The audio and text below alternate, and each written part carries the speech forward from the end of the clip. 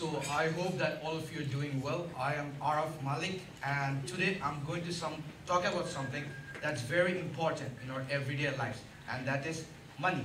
Money, whether we like it or not, well, obviously most of us do, whether we want to admit it or not, is something that we use in our everyday lives whenever we want to do anything, whenever we want to buy something, whenever we want to sell something, whenever we basically want to have fun or do whatever, we use money. Ever since I was a little child, it never made sense to me how these pieces of paper have the same value as a car or a house or this device or this suit or this glass. It never made sense to me because these things that I was buying with these pieces of paper were more valuable than the pieces of paper itself. These pieces of paper were pretty much worthless because they weighted nothing. They were basically printed on some sheets that we used to write in our school, and it never made sense to me how these pieces of paper had so much value. And this fascination led me to discover that the value of money, or in formal words, currencies, are determined by people itself, by us, in the forex market. In the forex market, different people or different groups of people from various countries around the world come together to trade different currencies. In other words, they come together to buy and sell different currencies. And there are many types of people who do that. Some types of people include retail traders, basically people like you and me who just want to make some extra money. Institutional traders, this include banks who are betting on trading with huge sums of money, and by huge, I mean huge, billions of dollars. But they don't do it like at one trade, but they like spread their trades over many hours or many days. And basically there are mainly two types of people who trade in the forex market: institutional traders and retail traders. So how do these traders know when it's time to buy or sell a currency? Well, they look at the economy of the currency of the country that they're trading. For example, let's look at the United States. If the US economy is doing well, if the US GDP per capita is increasing, or if the US inflation is decreasing, US retail sales are increasing, then the Federal Reserve announces that they're going to increase the interest rates, then the valuation of the US dollar is going to increase because more and more traders are going to buy the US dollars as the US economy is doing well. And this also applies to every single country basically on the face of the earth. And what if the US economy does not do well? Well, what if the inflation is increasing? What if GDP per capita is decreasing? What if retail sales are decreasing? Well, it would also have an effect on the US dollar. The valuation of the US dollar would drop down. In simple words, how the economy of a country is doing directly impacts the valuation of that currency. If the country's economy does well, then the currency also performs well and the valuation of that currency increases. If the economy of the country is not doing well, then the valuation of the currency drops and it loses value. So now let's talk about something else, bitcoins or cryptocurrencies for that matter. How are the valuations of different cryptocurrencies determined? It's usually done in the cryptocurrency market, which is basically structured the same way as the forex market. But there is one huge difference between the forex market and the cryptocurrency market. And that difference is how their values are determined and how traders place their trades. In the forex market, traders look at the economy of a country and then they decide whether they're going to buy a currency pair or whether they're going to sell a currency pair. However, in the crypto market, traders can't look at the economy of a country because basically almost very few countries use cryptocurrencies as their legal tender. So they basically look at market speculation. They see whether the market wants the currency to go up or go down. They basically have no real data to back up their trade. They basically are just guessing whether the price is going to go up and go down.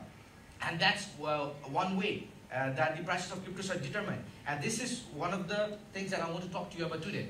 And that is about the dangers of cryptocurrency. Now some of you might be wondering why I have spent the last few minutes talking about the forex market, talking about the crypto market. Well, the reason I have done that is in order to introduce to you an unconventional idea that the cryptocurrencies are extremely dangerous.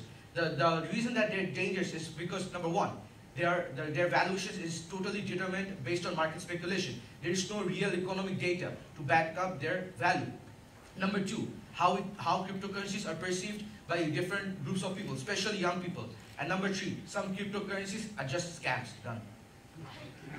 Now, let's talk about the dangers of cryptocurrencies in details. The first danger I've told you is about market speculation and how it impacts the valuation of cryptocurrencies. Well, the valuation of cryptocurrencies is totally based on market speculation. Period. There's no other way to determine a cryptocurrency's value. In the stock market, you look at the statistics of a company and how well the company is performing in order to trade a stock or in order to justify a stock's price. In the forex market, you look at the economy of a country to justify our currency's valuation. In the crypto market, you can't look at anything because there's nothing to look at to determine our crypto's valuation. And the second danger of cryptocurrencies is that some people, especially young people, perceive cryptocurrencies to be a safe and reliable form of investment. Why do they see it this way? Well, there are many reasons. One of them might be that some social media influencer convinced them that cryptocurrencies are safe. If they trade cryptocurrencies, then they will be a millionaire one day. And who doesn't want to be a millionaire? Everyone wants to be rich. Everyone wants to be happy. And even though money doesn't determine how much happiness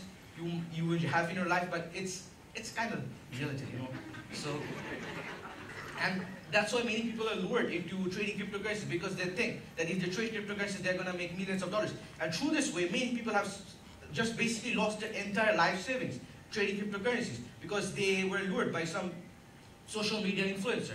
And according to statistics from different sources, such as Cointelegraph, 95% of people who have traded cryptocurrencies have lost their initial investment. That's the second danger of cryptocurrency. And the third danger of cryptocurrencies are that some of them are basically just scams.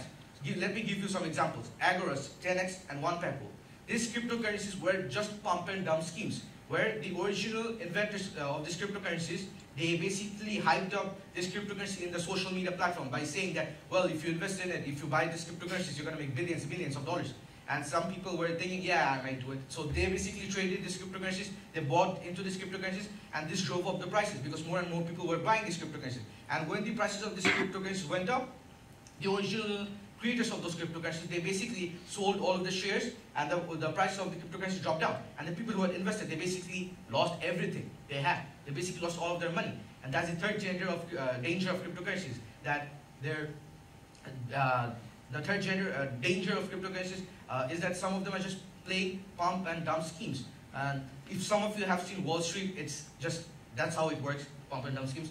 So I hope that today in my TEDx talk, I was able to explain to all of you why cryptocurrencies are dangerous. The first reason being their valuation is entirely based on market speculation, and there is no economic data, or there is no data for that matter, to back up their value. The second thing is how they're perceived in the social media platforms, how they're perceived by young people. And the third thing is that some of them are just plain pump and dump schemes. And before I go, some of you might be saying to yourself, well, you're lying because Bitcoin is a safe and reliable form of investment, because there are only 21 million Bitcoins that can ever be produced or created. But so what? Who would be using those 21 million Bitcoins? The people who created Bitcoin might themselves not be using those Bitcoins. The 21 million Bitcoins that can ever be produced are going to be used by how many people? Some people in El Salvador probably. But no one is going to run out using those Bitcoins. So that's it, because it doesn't necessarily justify the prices of Bitcoins, that there are 21 million Bitcoins, that's why Bitcoin is worth $20,000. It doesn't, because basically the valuations of those Bitcoins are based totally on market speculation. No one's going to use them. And unless people do so, the valuation is never justified. Thank you for listening to me. I hope all of you